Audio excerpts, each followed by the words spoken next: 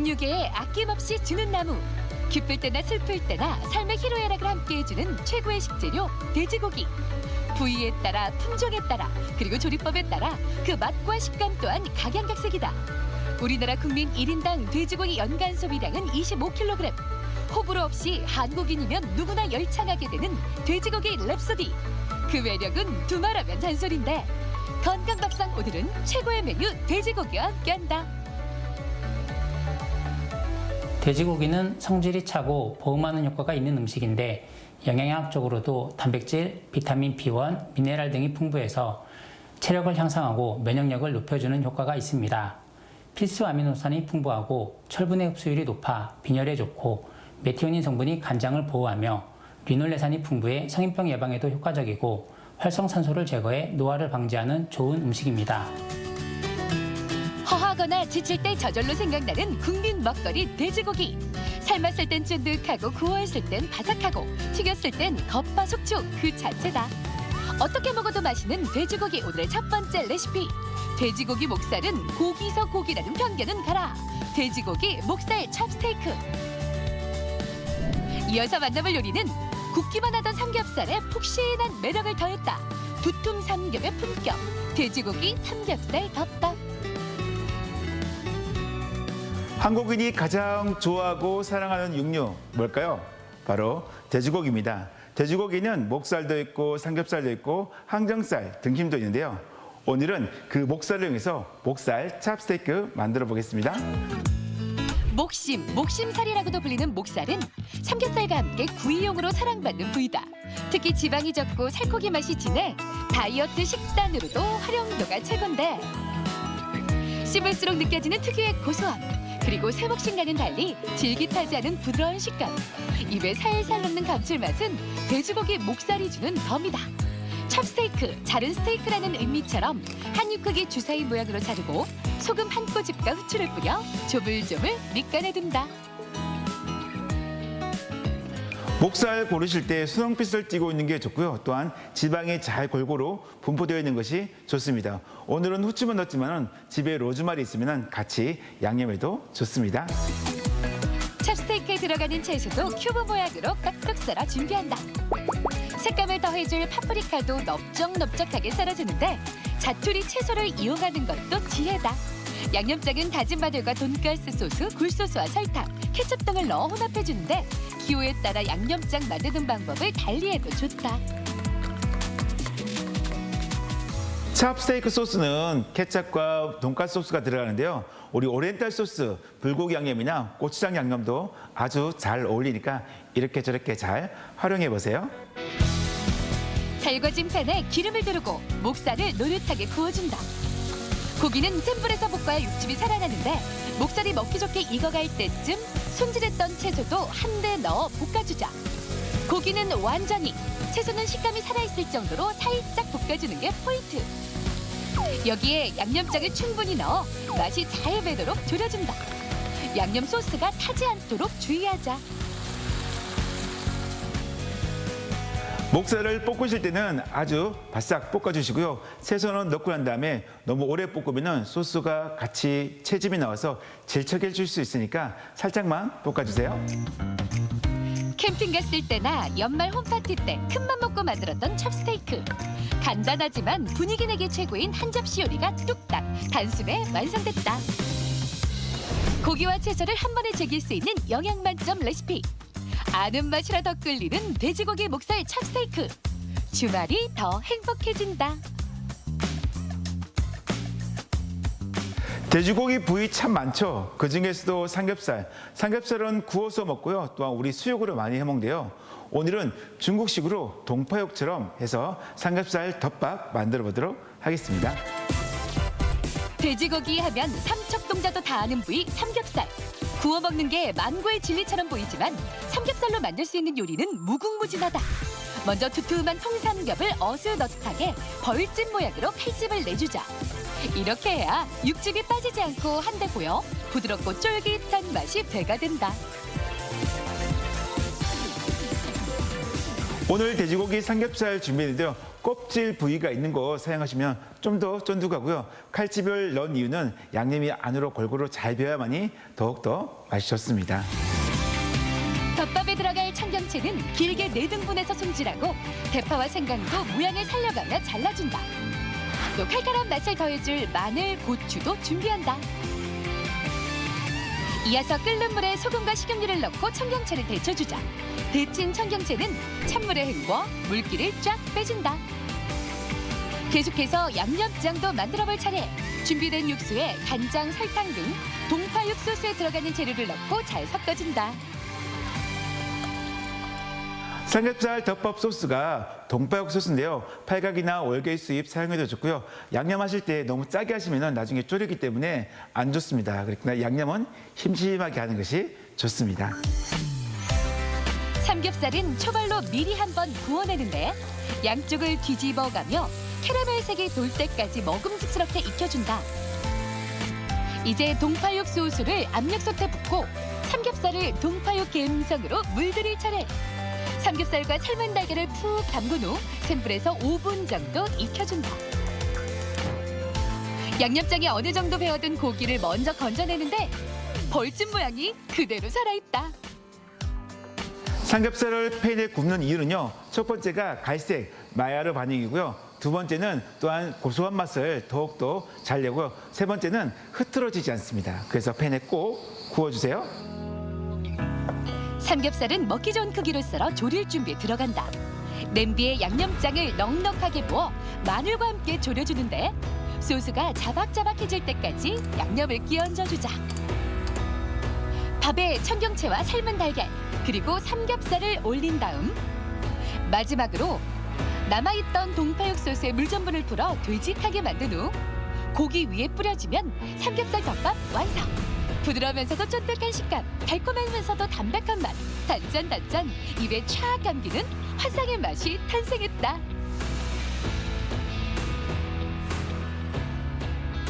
돼지고기는 성질이 차므로 소화가 잘 안 되는 분들은 피하는 것이 좋고 완전히 익히거나 구워서 먹어야 합니다. 궁합이 맞는 음식으로 강력한 지방분해 요소인 리파제가 함유된 새우젓이 매우 좋고 섬유질이 풍부한 쌈채소나 콜레스테롤의 체내 흡수를 막는 표고버섯과 같이 먹으면 좋습니다. 시대를 함께하며 소울푸드로서 완벽한 변신을 거듭하고 있는 돼지고기. 누군가에겐 추억을, 누군가에겐 위로를 선물하며 언제 어디서나 사랑받는 국민 먹거리다. 좀 더 세련된 느낌의 목살 찹스테이크부터 출출한 허기를 달래줄 삼겹살 덮밥까지. 행복 충전, 건강 플러스. 돼지고기는 사랑이다.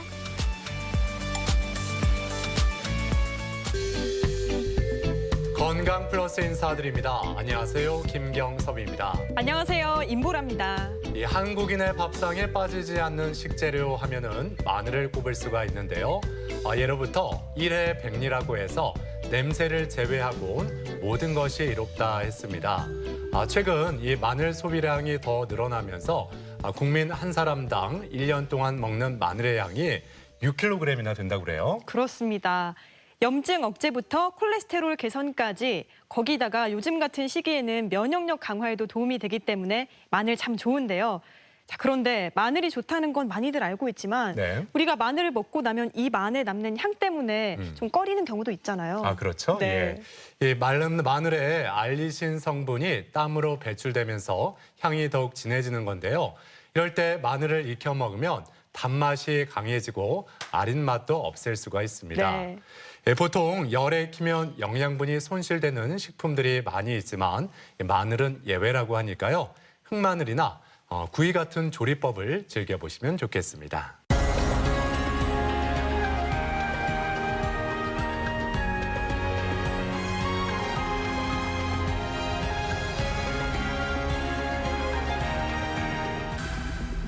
자궁의 가장 안쪽 면 자궁 내막.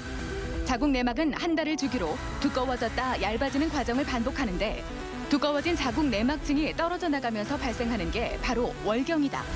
자궁 내막암은 자궁 내막에 비정상적인 암세포가 발생하는 질환으로 주로 50대 이후 여성들에게 많이 발생한다. 하지만 최근 그 연령대가 낮아지고 있다. 자궁은 자궁 경부와 체부로 나누어지게 됩니다. 자궁 내막암은 자궁 체부 중에서 가장 안쪽에 있는 자궁 내막에 생기는 암을 이야기합니다. 최근 들어 자궁 경부암에 비해 발생 빈도가 점차 증가하고 있고 2023년 이후에는 경부암을 뛰어넘어 아마 여성 생식기 암 중에서 가장 많이 발생할 것으로 예측하고 있습니다. 자궁 내막암의 발생 빈도는 동양보다 서양이 높은 편. 하지만 최근 우리의 식습관이 서구화되고 출산율이 낮아지면서 자궁 내막암의 발생 빈도는 높아지고 있다. 백신 개발과 함께 감소세를 보이고 있는 자궁 경부암과는 달리 지난 20년간 4배 이상 증가세를 보이는 자궁 내막암. 오늘 TV두치에서는 자궁 내막암에 대해 자세히 알아본다. 여성에게는 있지만 남성에게는 없는 장기가 바로 자궁인데요. 이 자궁은 여성의 제2의 심장으로 불릴 만큼 아주 중요한 기관입니다. 임신 출산뿐만 아니라 여성 건강의 척도가 되는 아주 중요한 기관 아니겠어요? 네. 자궁 기능이 원활하지 않을 때 겉으로 드러나는 증상들이 상당히 많은데요. 하지만 이런 증상이 나타나더라도 미혼 여성의 경우에는 산부인과 문턱을 넘기가 쉽지 않습니다. 때문에 병을 더 키울 수 있다고 하죠. 맞습니다. 예. 이 달걀에서 주먹 크기만한 작은 자궁이지만 이 안에서 발생할 수 있는 질환이 많이 있습니다.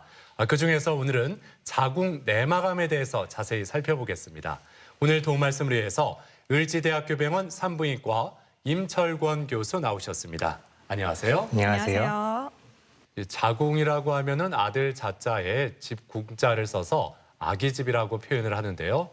먼저 이 자궁의 구조와 자궁 내막암이 생길 수 있는 위치부터 좀 설명을 해주시죠. 네, 자궁은 자궁 경부와 체부로 구성되어 있습니다. 자궁은 가장 바깥쪽에 자궁 장막이라고 하는 얇은 막이 있고 그 안쪽에 자궁 근층, 그 다음 안쪽에는 자궁 내막이라고 하는 부드러운 조직이 있습니다. 자궁 내막은 생리 주기에 따라 증식과 위축을 반복하게 되는데 오늘 말씀드릴 자궁 내막암은 자궁 체부 중에서 가장 안쪽에 발생하는 암을 이야기합니다.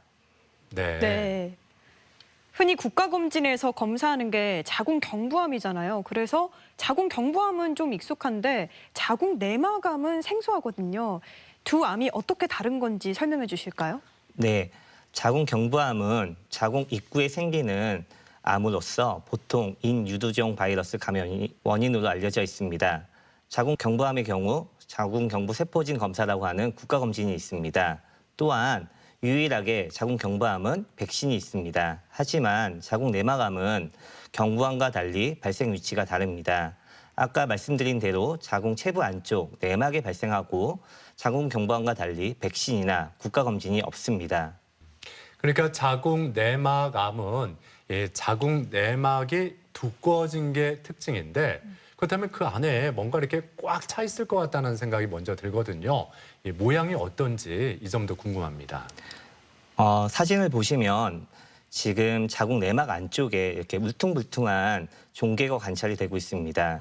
이는 내막에서 보이지 않아야 하는 비정상적인 모습으로 자궁 내막암의 일반적인 모습입니다. 하지만 이 사진은 지금 종개가 굉장히 크게 보이지만 보통 일반적으로 초기에 내원하셨을 때는 이 정도 크기로 보이지는 않고 아주 작게 보이는 경우도 있을 수 있습니다. 자, 그리고 이 자궁 내막암에 걸리는 여성들의 연령층이 낮아지고 있다라는 이야기를 들었는데 실제로 어떤지 이 점도 설명해 주시죠. 네, 자궁 내막암은 주로 선진국에서 가장 흔히 발생하는 여성 생식기 암으로 알려져 있습니다. 국내에서는 여성 생식기 암 중에서 자궁 경부암에 이어서 두 번째로 발생하는 암인데 주로 50대 이상에서 고령에서 많이 발생하고 있습니다. 하지만 최근 서구화된 식습관, 비만 인구의 증가로 인해서 젊은 여성에서도 발생 빈도가 증가하고 있습니다. 최근에 젊은 층에서 더 많이 발생하고 있다고 하니까 걱정이 되는데요. 난소암이나 자궁 경부암에 비해서 유병률은 어떤가요? 네, 자궁 내막암은 최근에 들어서 국내 발생 빈도가 가장 큰 변화가 일어나고 있습니다. 건강보험 심사평가원 통계에 따르면 지난 10년간 자궁 내막암의 환자 수는 2배 넘게 증가하였습니다. 자궁 경부암은 조기 검진과 백신 때문에 발생 빈도가 급속하게 감소하고 있는 반면에 자궁 내막암은 오히려 반대로 증가하고 있습니다. 지금 표를 보시면 자궁 경부암은 이렇게 줄어들고 있는 걸 볼 수 있는데 내막암은 2023년 이후에는 자궁 경부암보다 내막암의 발생 빈도가 더 높아질 것으로 예측하고 있습니다. 네. 네. 우리나라 자궁 내막암 유병률 통계 자료를 봤는데 자 그렇다면은 연령대별로 구분해서 좀 더 짚어볼까요? 네. 자궁 내막암은 과거에는 5, 60대에서 주로 발생하였습니다. 주로 이제 고령에서 발생하게 되었는데요. 최근에는 서구화된 식습관, 비만 인구의 증가, 그리고 결혼을 하지 않는 현상, 그리고 결혼을 하더라도 아기를 출산하지 않는 사회적인 경향 때문에 40대 미만에서 폭발적인 증가를 보이고 있습니다. 자료를 보시면 20대의 경우 2015년도에 145명에서 2017년 304명으로 약 2배 정도 증가하였고 30대 환자의 같은 경우는 2015년 923명에서 2017년 1414명으로 약 1.5배 정도 증가하였습니다. 그렇다면 자궁 내막암을 유발할 수 있는 위험 요인에는 어떤 것들이 있을까요? 네, 위험 요인은 굉장히 많습니다. 출산이 늦어지거나 안 하게 되면 자궁 내막이 계속해서 증식을 하게 되고 여성 호르몬의 자극을 받게 되다 보니까 이는 자궁 내막암의 위험 요인이 될 수 있습니다. 비만의 경우에도 위험 인자입니다. 지방세포에서 주로 분포하는 아로마타제는 에스트로겐 유사 물질입니다. 이 에스트로겐이 체내에 과도하게 쌓이게 되면 자궁 내막의 세포 증식을 유발할 수 있습니다. 이로 인해서 자궁 내막암의 위험이 될 수 있습니다. 또한 폐경 이후에도 에스트로겐 단독으로 호르몬 대체요법을 오랜 기간 지속하는 경우에도 자궁 내막암이 잘 생길 수 있습니다. 젊은 여성에서 잘 발생할 수 있는 자궁 내막암은 무배란성 생리 주기와 관련이 있는 대표적으로 다낭성 난소 증후군을 들 수 있습니다. 또 초경을 일찍 시작했거나 폐경이 늦게 나타나는 경우에도 자궁 내막암이 잘 발생할 수 있습니다. 자궁 내막암은 가족력과도 연관이 있는데 약 5% 정도에서 유전과 관련이 있다고 알려져 있습니다. 가족 중에 대장암, 자궁 내막암 등이 있는 경우 자궁 내막암 발병률이 높아질 수 있습니다. 모든 암이 다 그렇습니다만 이 자궁 내막암 또한 스스로 내 몸을 잘 체크해 보는 게 중요할 텐데 초기에 나타나는 주요 증상에는 어떤 게 있을까요? 자궁 내막암의 초기 증상은 대부분 이제 이상 출혈, 비정상적인 출혈로 내원하시는 경우가 많습니다. 폐경 전 여성이라면 월경 과다나 월경 기간 이외에 부정 출혈이 나타나거나 폐경 후에 질 출혈 등으로 내원하시는 경우가 많습니다. 또한 성교 후 출혈, 냄새나는 분비물의 증가 이런 경우도 생길 수 있고요. 또한 복부, 음부의 불편감을 호소하시는 경우도 있지만 간혹 무증상인 경우도 있습니다. 이렇게 초기에는 무증상이기 때문에 더욱더 발견하기가 쉽지 않을 것 같은데요.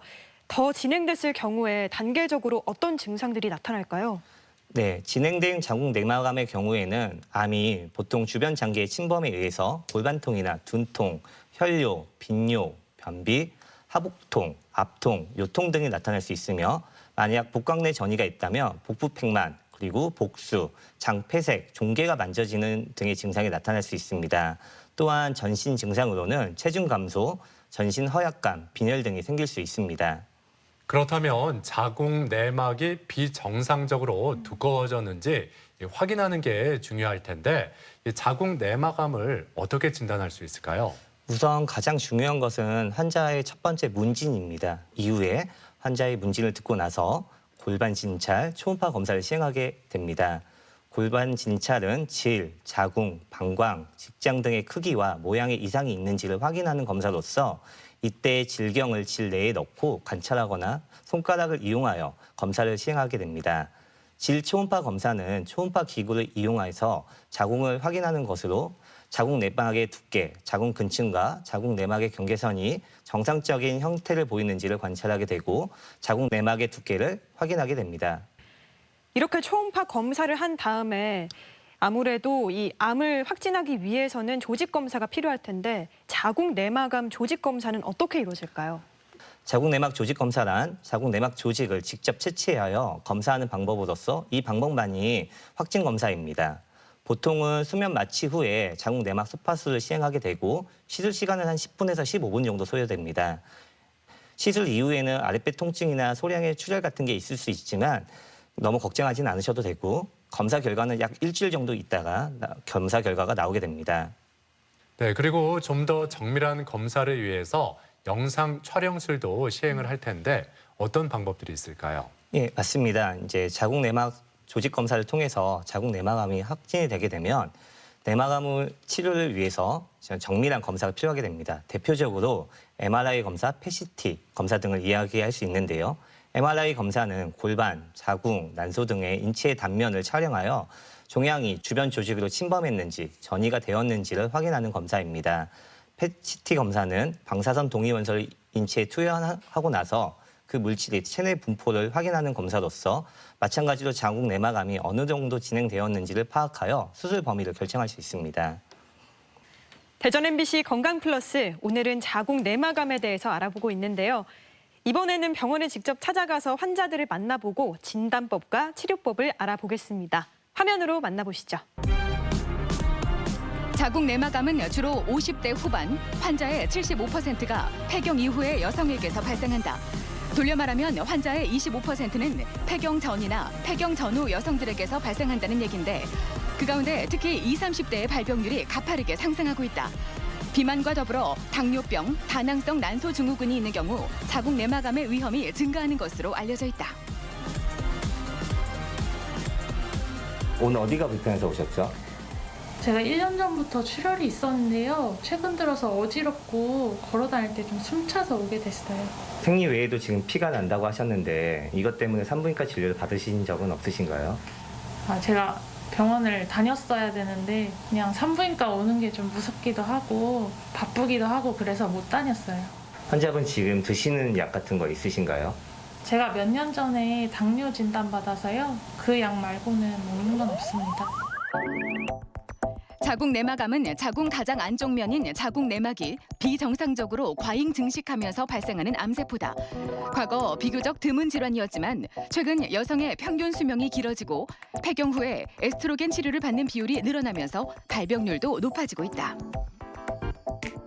이 환자분 같은 경우는 1년 전부터 비정상적인 출혈이 있었습니다. 하지만 환자분이 적극적으로 산부인과 진료를 받지 않으셨고, 또한 환자분은 내막암의 위험 인자인 당뇨를 가지고 계셨습니다.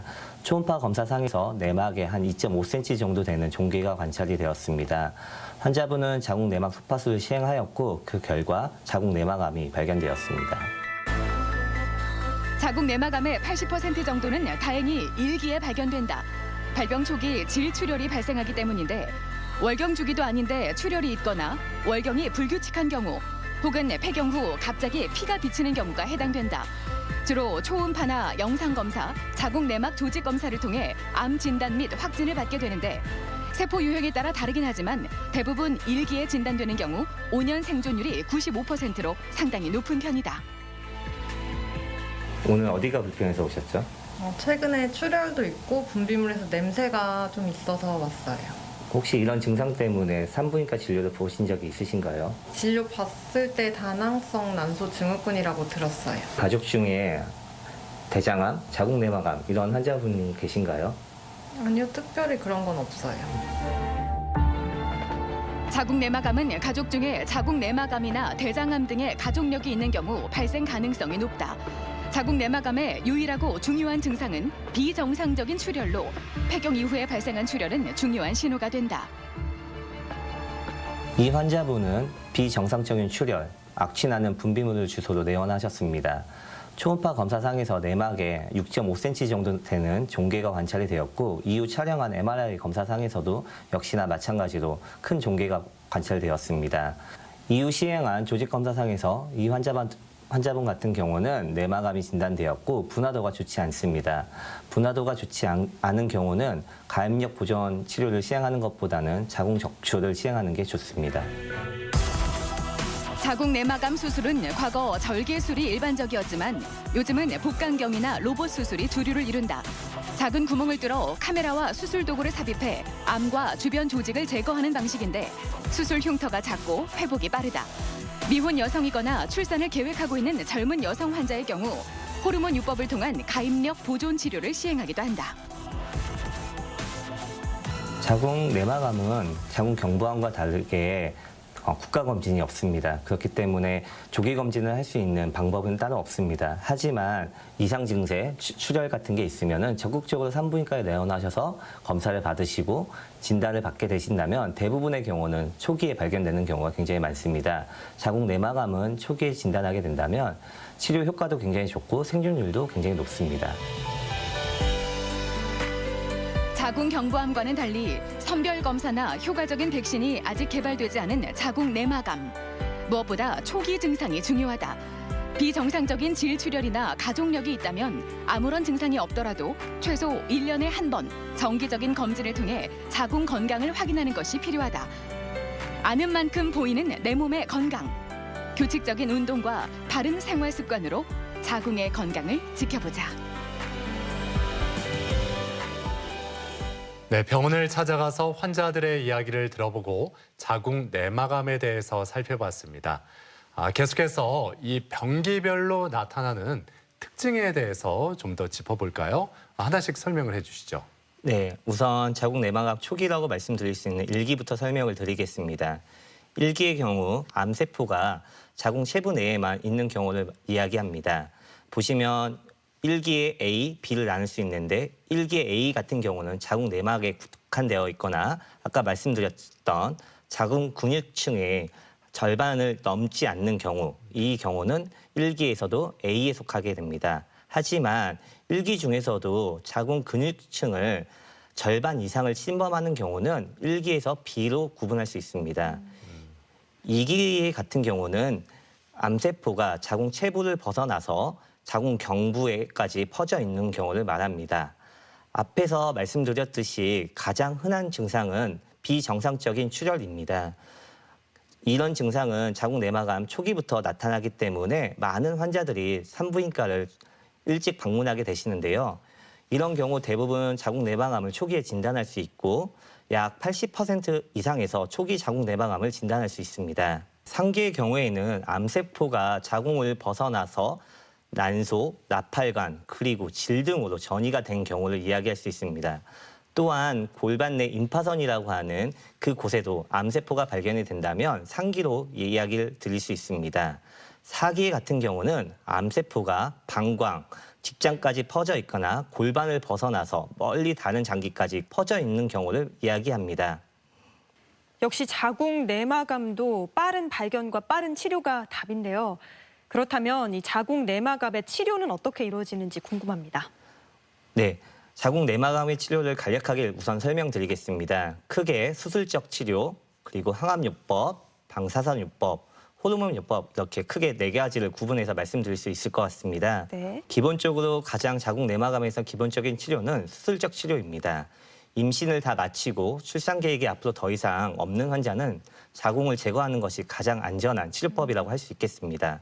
전통적으로 자궁 내막암은 개복을 해서 자궁과 난소, 나팔관, 그리고 골반 임파선, 대동맥 주위 임파선들을 절제하는 것이 전통적인 수술 방법이었습니다. 하지만 최근에는 복강경, 로봇 수술들이 시행되고 있는데 이는 전통적인 개복 수술에 비해 수술 절제 부위가 작고 회복이 빠릅니다. 로봇 수술은 기존 복강경 수술과 비교했을 때도 10배에서 15배 확대된 시야를 제공하게 되고 집도의 움직임을 그대로 재현하기 때문에 좀 더 정밀하고 세심한 수술이 가능하게 됩니다. 또한 손떨림 보정 효과도 있습니다. 개복 수술에 비해 마찬가지로 흉터가 거의 없고 회복도 안 빠릅니다. 그리고 로봇 수술은 형광 이미징을 이용하여 감시 림프절 절제술이 가능하기 때문에 수술 후에 합병증이 적습니다. 과거에는 림프절 절제술을 다 하다 보면은 이에 따른 후유증이 많이 나타났습니다. 대표적으로 림프 부종, 다리가 붓거나 림프 낭종으로 인해서 감염, 염증이 생기는 경우가 생길 수 있습니다. 이는 환자분들이 수술 후에 많은 불편감을 호소하였습니다. 하지만 최근에는 자궁 내막암이 가장 전이가 되기 쉬운 임파선들만 절제를 해서 부작용을 최소화하는 수술 방법들이 개발되었는데 이게 바로 감시 탐색절 림프절입니다. 지금 그림을 보시면은 이렇게 형광색으로 보이는 임파선들을 볼 수가 있는데 저희가 형광 물질을 자궁 경부를 통해서 주입을 하게 되고 암세포의 전이가 가장 의심이 되는 곳에 이렇게 형광색으로 나타나게 되는데 이런 형광 이미징을 이용해서 복강경 또는 로봇 수술을 통해서 이 부분만 절제를 시행할 수 있습니다. 자궁 내막암 수술적 치료에 대해서 설명을 해주셨는데 그런데 우리가 보통 암 치료하면은 또 떠오르는 게 항암 치료, 방사선 네. 치료거든요. 자궁 내막암에 있어서 이 방사선 치료는 어떤 분들에게 해당이 될까요? 방사선 요법은 높은 에너지의 방사선을 쬐어서 암세포를 파괴하고 종양을 제거하거나 축소시키는 고에너지를 사용하는 요법입니다. 주로 수술 후에 남아있는 암세포를 제거하기 위해 사용하는 경우가 흔하지만 수술이 어려운 경우에도 완치를 목적으로 방사선 요법을 시행하기도 합니다.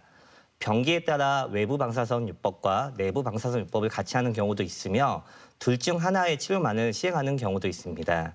또한 항암 요법과 방사선 요법이 같이 사용되기도 합니다.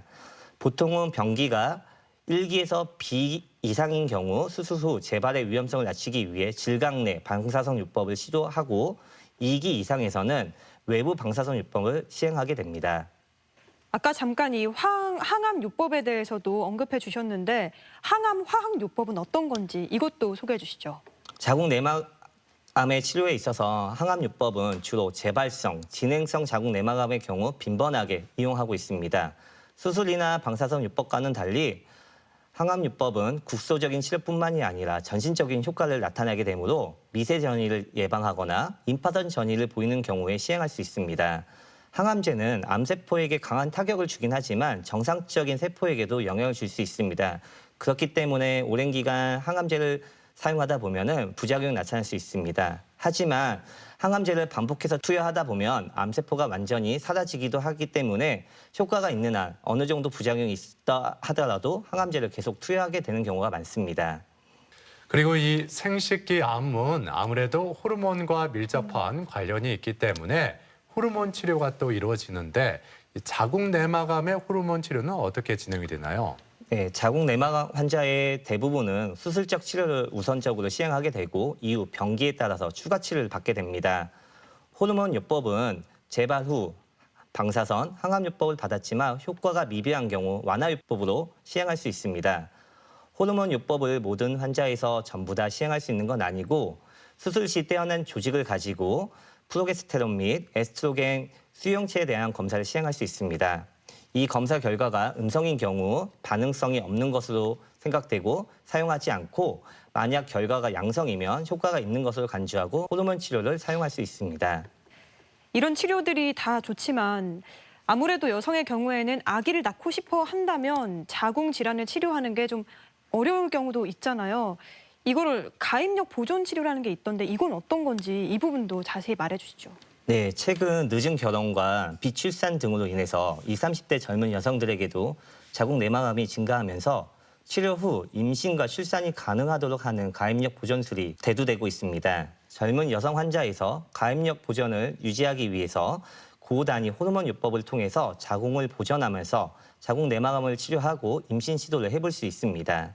하지만 안타깝게도 모든 환자가 이런 가입력 보존 치료를 받을 수 있는 것은 아닙니다.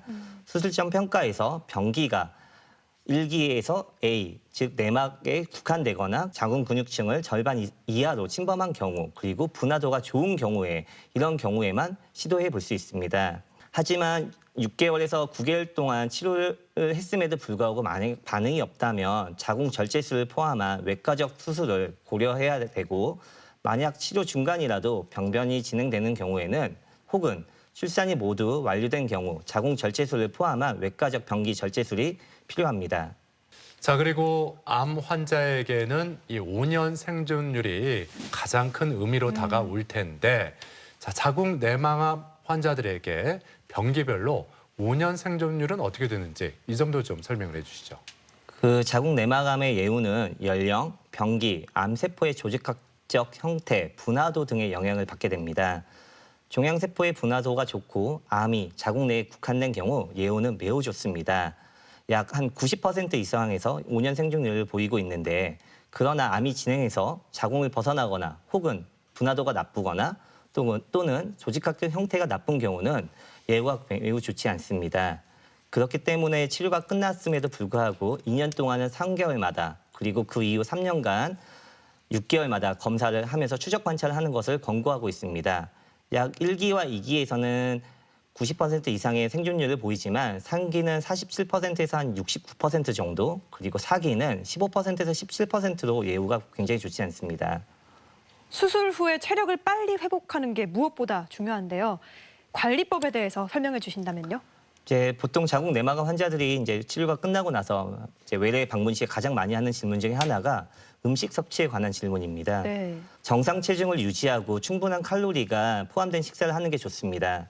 특히 단백질 섭취가 중요합니다. 만약 식욕이 떨어져 평소의 양보다 적은 양을 드시게 된다면 영양가가 높고 칼로리가 높은 음식을 섭취하도록 권유하고 있습니다. 일반적으로 항암요법 중에 몸무게가 감소하지 않도록 하는 것이 굉장히 중요합니다. 그리고 최근 연구 결과에 따르면 암 치료 후에 활동을 유지하는 것이 재발의 위험성을 줄여주고 생존 기간을 연장하는 데 도움이 된다고 합니다. 특히 규칙적인 운동은 암으로 인해 발생 가능한 여러 가지 증상을 완화시켜주고 건강한 일상을 회복할 수 있는 밑거름이 됩니다. 흡연은 다른 부위의 암을 발생할 수 있는 위험을 높여줄 수 있을 뿐만 아니라 또한 음주는 면역 기능을 저하시켜 재발의 위험을 높게 만들어줍니다. 마지막으로 자궁 내막암 이것만은 꼭 기억하자 정리해 주실까요? 자궁 내막암은 불규칙한 질출혈, 생리과다 등의 증상이 초기에 나타나고 자궁 내막 증식에 전구병변을 거치기 때문에 조기 진단 및 치료를 통해 어느 정도 예방 가능한 암입니다. 자궁 내막암은 자궁 경부암과 달리 효과가 입증된 선별검사나 백신이 존재하지는 않지만 조기에 발견하기 때문에 비교적 예후가 좋습니다. 앞서 말씀드렸듯이 비만은 자궁 내막암의 위험 인자로서 적정 체중을 유지하는 게 굉장히 좋겠습니다. 또한 폐경 후 호르몬제를 복용할 경우에도 산부인과 의사와 상의해서 결정하는 게 좋겠습니다. 에스트로겐 단독요법을 장기간 사용하게 된다면 내막암의 위험이 커질 수 있기 때문입니다. 그리고 마지막으로 폐경 전, 폐경 후 여성에서 이상 출혈이 있는 경우 반드시 산부인과 진료를 받는 것이 좋겠습니다. 건강 플러스 오늘은 자궁 내막암에 대해서 이야기 나누고 있는데요. 자, 이번에는 자궁 내막암에 대한 오해와 진실을 OX로 풀어보겠습니다. 자, 먼저 자궁 내막이 두꺼우면 자연 임신이 어렵다. O일까요, X일까요? 세모입니다. 세모요. 예. 자궁 내막 두께는 수정란이 착상하고 임신을 유지하는 데 중요한 역할을 하게 됩니다. 일반적으로 자궁 내막이 얇으면 난임이 원인이 됩니다. 반면에 자궁 내막이 두껍다는 이야기를 들으시고 그 이후에 어떤 처치도 받지 않다가 후에 문제가 돼서 내원하는 환자들이 간혹 있습니다. 자궁 내막이 두껍다면 원인이 무엇인지가 가장 중요합니다. 자궁 내막 증식증으로 인해 내막이 두껍다면 반드시 치료를 받으셔야 됩니다.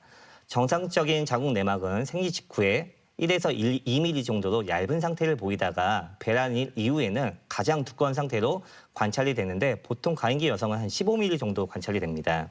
하지만 만약 자궁 내막 두께가 이보다 두껍다면 임신율도 떨어지고 또한 자궁 내막의 암의 가능성을 염두에 두고 검사를 진행하는 것이 좋겠습니다.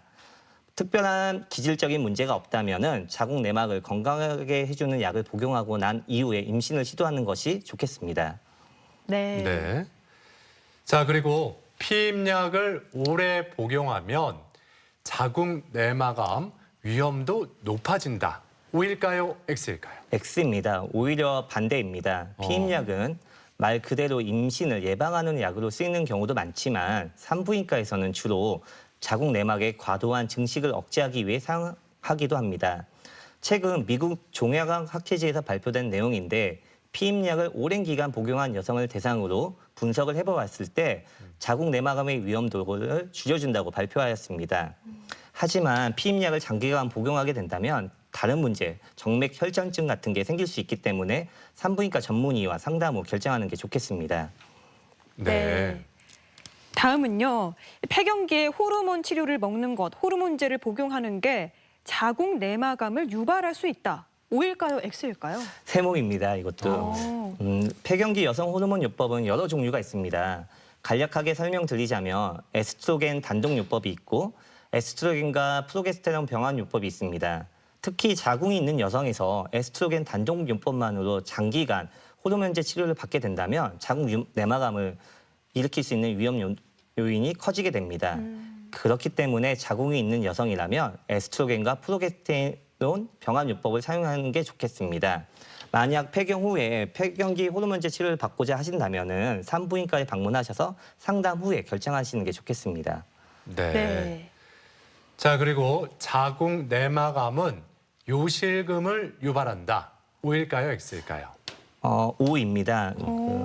자궁 내막암이 초기인 경우에는 사실 요실금 증상이 나타나는 경우는 거의 없습니다. 네. 흔하진 않습니다.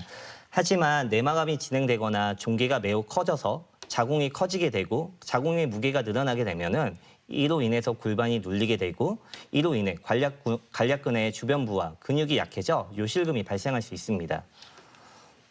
네. 이렇게 자궁 내막암에 대한 오해와 진실을 OX로 풀어봤고요. 계속해서 시청자 여러분의 궁금증도 하나씩 풀어보겠습니다. 아시는 분이 폐경 후 출혈이 있다고 하는데요. 폐경 후 출혈이 있으면 자궁 내막암일 확률이 높나요? 네, 이 폐경 후 출혈과 자궁 내막암의 상관관계는 어떻게 될까요? 사실 폐경 후에 질출혈이 나타나는 것은 비정상적인 증상은 맞습니다. 하지만 이런 비정상적인 출혈이 있다고 해서 무조건 내막암이다라고 얘기하기는 어렵습니다.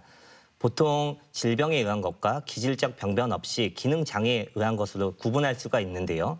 일반적으로 폐경 후 피가 나는 원인으로는 위축성 질염, 에스트로겐 보충요법, 자궁 내막 용종, 자궁 내막 증식증, 자궁 내막암, 자궁 경부암이 있습니다.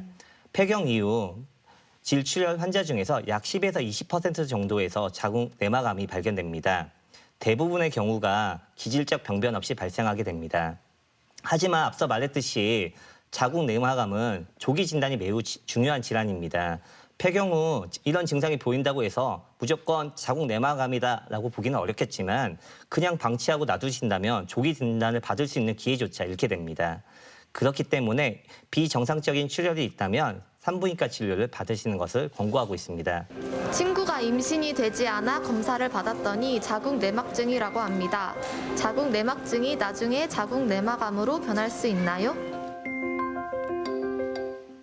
병명도 참 비슷한데요. 자궁 내막증이 자궁 내막암으로 변할 수 있을까요? 우선 결론적으로 말씀을 드리자면 두 질병은 사실 관련성이 없습니다. 이름이 비슷하기 때문에 환자분들이 관련이 있다고 생각하시는 경우가 많겠지만 두 질병의 성질은 다릅니다. 자궁 내막증이란 자궁 내에 머물러 있어야 할 내막세포가 자궁 이외의 장소에서 증식하고 염증을 일으키는 질병입니다. 여성은 보통 한 달에 한 번 정상적으로 생리를 하게 되는데 이때 자궁 내에 형성된 자궁 내막이 떨어져 나가게 되고 이때 생리피가 질을 통해 배출되는 것이 정상적인 현상입니다. 하지만 일부 자궁혈이 복강 내로 역류를 하게 돼서 난소나 복강 등으로 들어갈 수 있게 됩니다. 이렇게 역류한 생리피 속에는 내막 조직이 다른 곳에 자리를 잡게 되고 이게 증식하는 게 자궁 내막증입니다. 반면에 자궁 내막암은 자궁 내막에 발생하는 악성 종양입니다. 내막암과 관련이 있는 질병은 자궁 내막 증식증입니다. 자궁 내막 증식증은 여성 호르몬의 지속적인 자극으로 인해서 자궁 내막이 계속적인 증식을 보이게 되고 결국 내막 조직이 세포 변성과 동반돼서 일정 수준 이상 두꺼워지는 것을 의미합니다. 자궁 내막 증식증은 비정형 세포 유무에 따라서 내막암 발생 비율이 다르게 되는데 보통 일반적으로 이제 비정형 세포가 보인다면 내막암으로 진행되는 경우가 약 20% 이상 높다고 얘기할 수 있겠습니다. 혹시 자궁 내막 용종이 암이 되는 건가요? 네, 이 자궁 내막 용종이 나중에 암이 될 수도 있을까요? 그렇지 않습니다. 이 질문 역시 환자분들이 굉장히 외래에서 많이 하는 질문입니다. 네. 사실 이제 내시경, 대장 내시경이나 위내시경을 하다 보면 용종이 보여서 뭐 용종 절제를 했습니다라는 얘기를 많이들 접하시는데 예. 내막에 용종이 있다고 하면 우선 이게 암이 아닐까 걱정을 너무 많이 하시는 경우가 있습니다. 대부분 이제 자궁 내막 용종 환자도 내막암처럼 비슷한 증상을 보이게 됩니다. 대부분 비정상적인 출혈로 이제 내원하게 되는데 내원 시 저희가 초음파 검사를 시행하게 되는데 이 초음파 검사만으로는 이게 용종인지 암인지 구분하기는 사실 어렵습니다. 그렇기 때문에 이를 확진하기 위해서는 아까 말씀드린 자궁 내막 소파술 조직 검사가 필요하게 됩니다. 소파술, 자궁 내시경 등을 통해 조직을 채취해서 조직 검사를 시행하게 되면 만약 이게 자궁 내막 용종이라고 밝혀진다면 이는 양성 질환이기 때문에 더 이상의 추가 치료는 필요 없습니다. 끝으로 자궁 내막암에 대해서 꼭 기억해야 할 점, 핵심을 요약해 주시면 좋을 것 같은데요. 자궁 내막암은 네모다라고 한다면 이 네모를 어떻게 채워주시겠어요? 자궁 내막암은 관심이다 이렇게 표현하고 싶습니다. 자궁 내막암은 경부암과 달리 아직까지는 선별 검사가 없습니다. 자궁 내막암의 초기 증상, 아까도 말씀드렸듯이 질출혈, 부정기적인 출혈이 있을 때 이때 반드시 산부인과를 방문을 하셔야 됩니다. 그렇기 때문에 즉 자기 본인의 몸에 관심을 가지셔야 됩니다. 내막암은 초기에만 발견되고 치료를 즉시 받게 된다면 예후가 매우 좋습니다. 그리고 다시 한번 강조해서 말씀드리고 싶은 건 젊은 여성, 특히 이상 증상이 있음에도 불구하고 산부인과를 방문하기가 좀 꺼려져서 진료를 받지 않는 분들이 자궁 내막암에 대해서 많은 관심을 가져주셨으면 좋겠습니다. 네. 자, 대전 MBC 건강 플러스 오늘 이렇게 자궁 내막암에 대해서 자세히 들여다봤습니다. 지금까지 도움 말씀에 산부인과 임철권 교수였습니다. 오늘 말씀 고맙습니다. 고맙습니다. 감사합니다. 자궁 경부암은 예방 백신이 있지만 자궁 내막암은 백신이 없기 때문에 더 큰 질환으로 가는 걸 막을 수 있는 최선의 방법은 바로 정기적인 검진 아니겠어요? 맞습니다. 그리고 자궁 내막암을 예방하기 위해서는 적절한 식이 조절을 통해서 이 체중을 유지하는 것이 도움이 된다고 합니다. 올바른 식습관의 변화, 오늘부터 실천해 보시기 바랍니다. 네. 자, 건강 플러스 오늘 저희가 준비한 내용은 여기까지입니다. 이번 한 주도 건강하게 보내시길 바라고요. 저희는 다음 이 시간에 다시 인사드리겠습니다. 함께해 주신 여러분 고맙습니다.